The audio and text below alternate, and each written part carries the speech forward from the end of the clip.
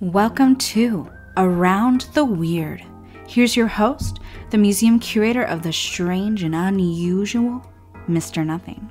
Thank you, mysterious voice, and welcome back to Around the Weird, a booktube channel where I talk about all the unusual and out of the ordinary literature that I have found in my travels.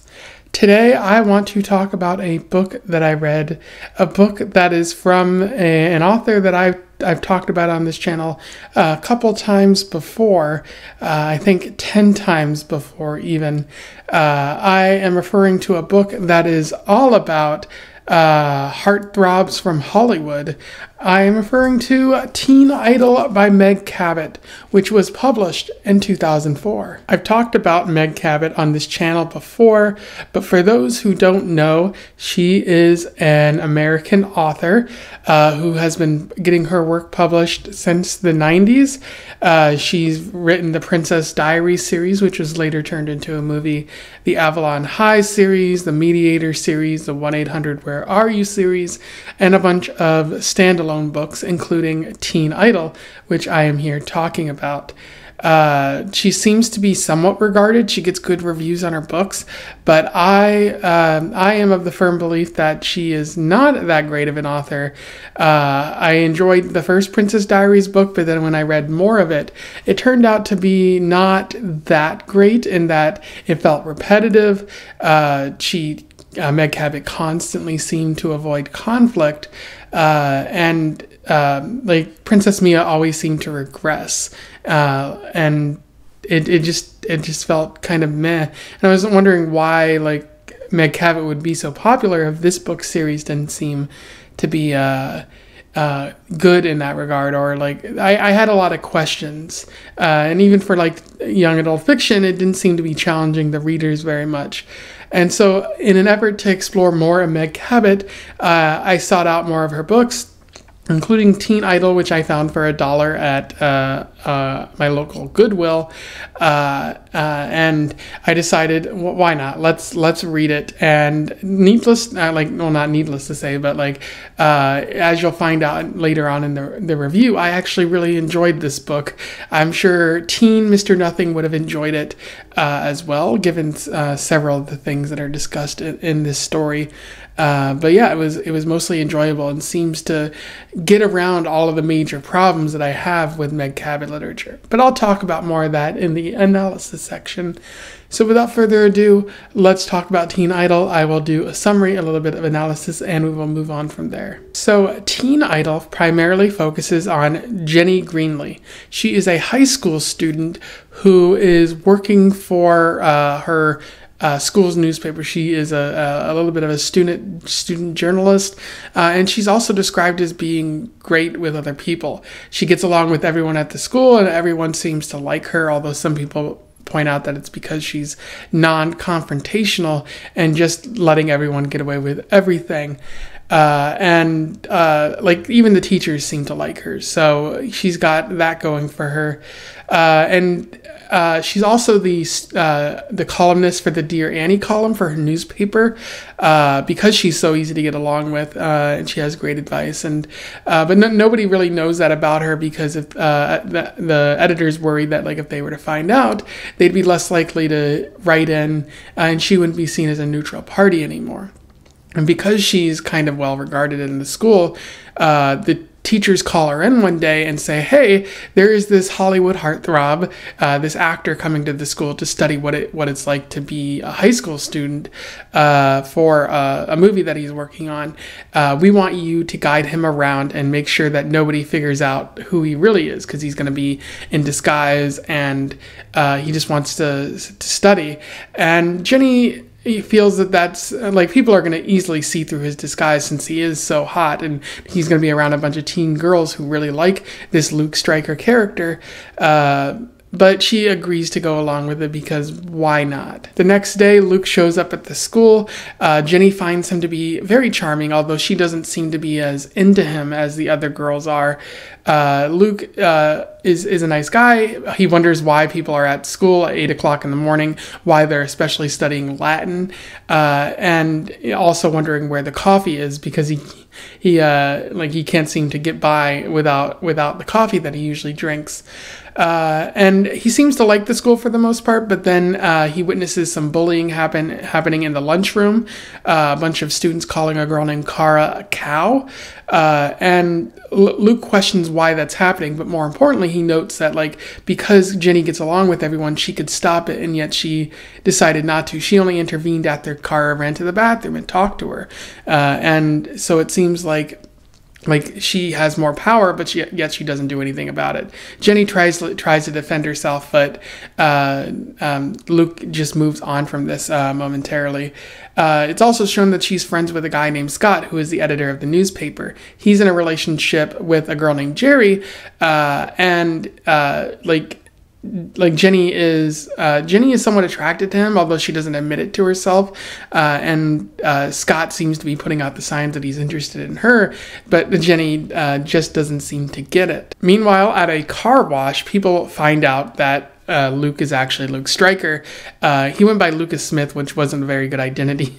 And he also had a tattoo. So when he took off his shirt, people saw that he was Luke Stryker.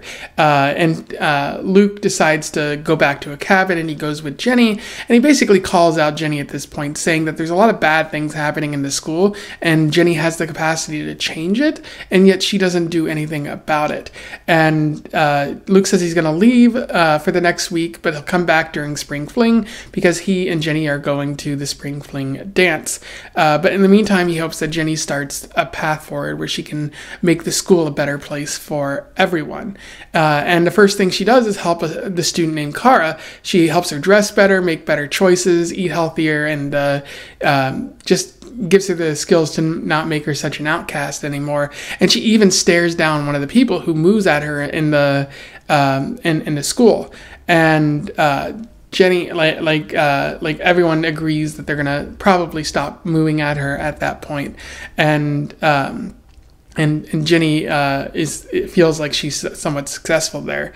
She also quits the music class she's in because she's only in there because she's friends with Trina, who is a Lily type, if you read the Princess Diaries series. And she kind of clashes with Trina because Trina wanted to go with Luke to the dance, but Jenny notes that Luke never saw her like that.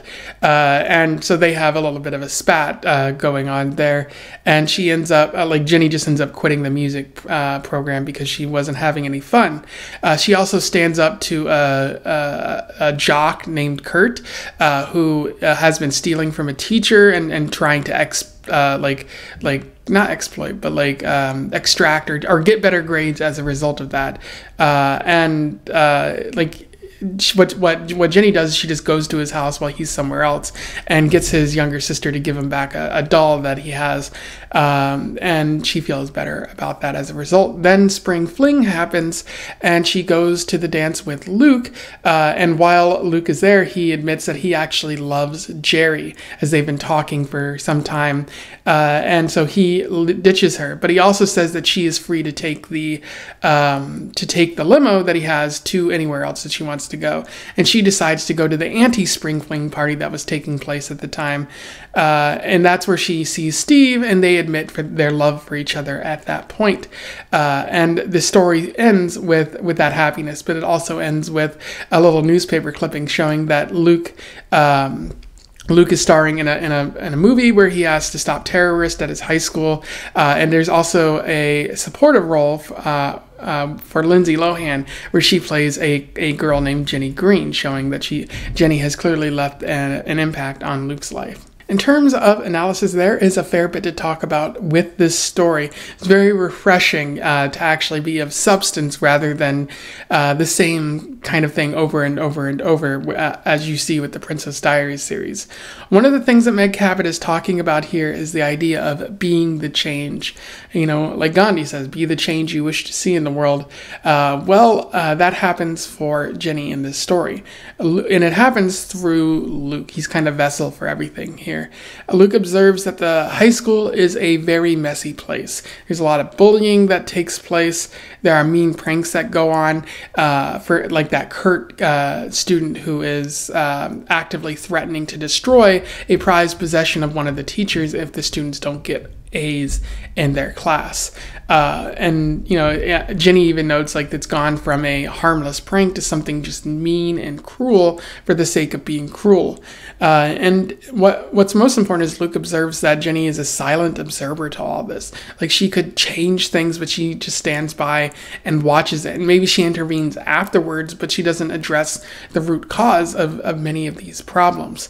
There's an interesting quote that I would like to read to you from this. "Don't oh brother me, Jen," Luke said. "You know I'm right. I've watched you, Jen. I've been doing nothing but watching you for the past 4 days. And the fact is, you are the only person in that whole stinking school who cares, really cares, about the people in it. Not just about yourself. In fact, I'm willing to bet that the person you think least of is yourself.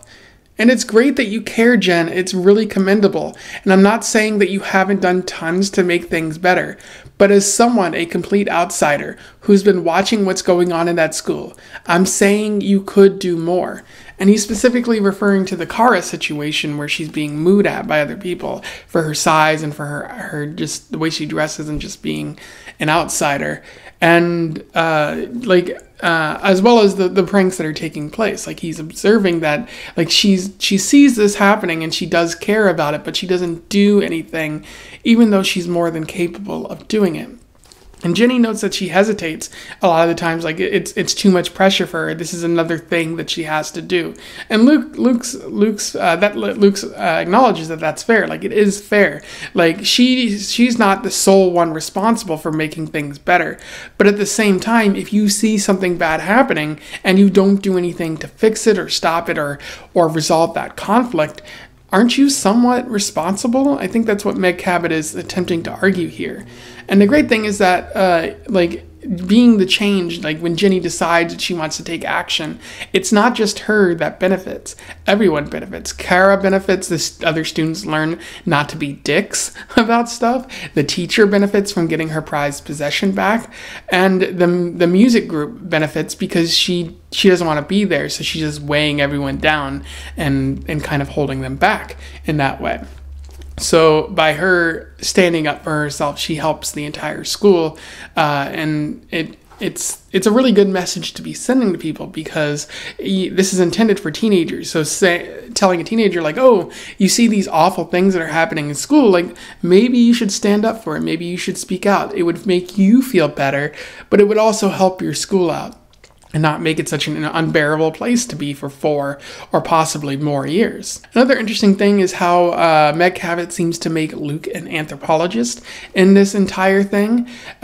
He comes into the school, he observes it for like a acting project, but he ends up turning into an anthropologist, just noting what the culture is like, the problems that exist, and he behaves as an outsider. He doesn't really touch anything apart from eventually dating Jerry, and then he becomes a part of the endeavor. But maybe you could argue that that maybe there's no such thing as a true anthropologist, because you're just by observing a culture, you are affecting it.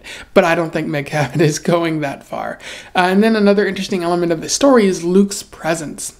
Specifically, how Meg Cabot writes Luke. He feels like a big deal in this story. When he shows up, Jenny is amazed because he looks very charming, he's attractive, he towers over most people. When he takes off his shirt, he's absolutely stunning. He feels like a big deal, and that's important because, he's the teen idol in this story. He's there to observe, but a lot of people love him. So you have to make him seem like this larger than life character to justify why people seem so attracted to him. And Meg Cabot does a wonderful job at that. Like, every time he's talking or something, like, he seems like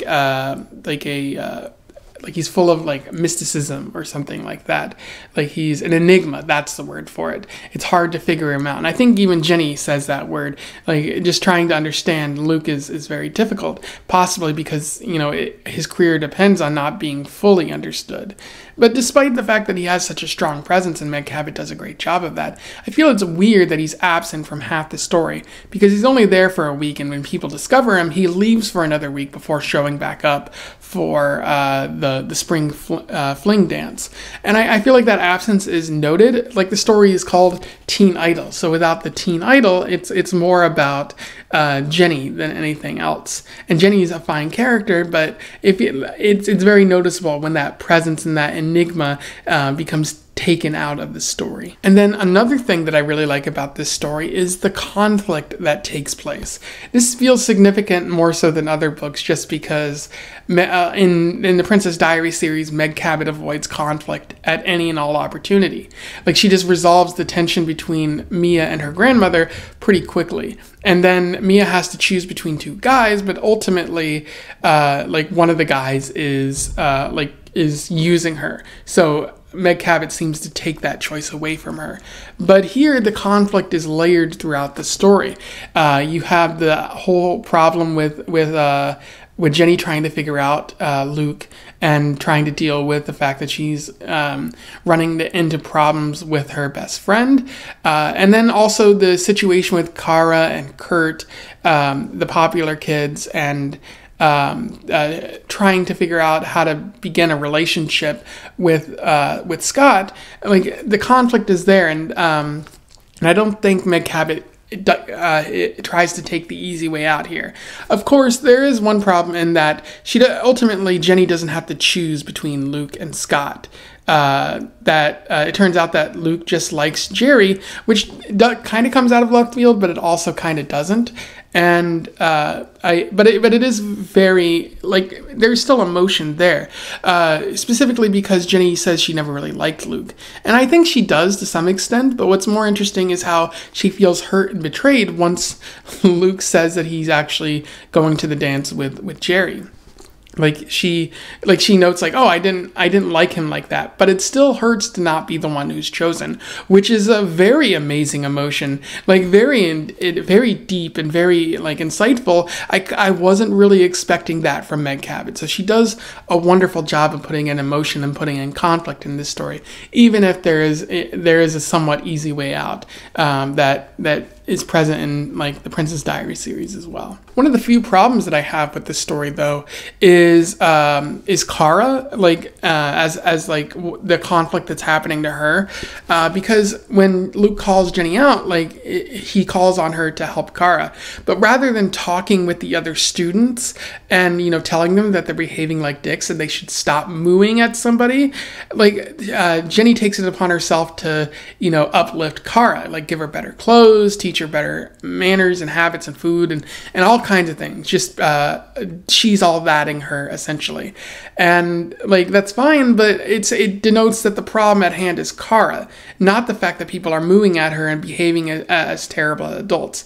Maybe this is Meg Cabot's admission that maybe you can't really change how teenagers feel about things. You can only change yourself, but still, that highlights that the problem is you. Like it highlights the problem is that the weird people are the problem, and you should act normal. You should attempt to act like the other people in order to in order to be seen as normal or to be able to be loved or something like that, which is a weird message. And then there's also slight feminist issues relating to the fact that Kara, doesn't present as female, and then when she acts like a regular female, she's suddenly deserving of love. And then there's also the fact that Jenny regularly says like, oh, I'm not like most girls. I'm not like those other girls. And it's like, it feels like it denigrates women more than it uplifts Jenny at all. And I'm only saying this because I kind of noticed it in the Princess Diaries series, but it wasn't enough there to really say anything. But here it's becoming more apparent. I'm just wondering if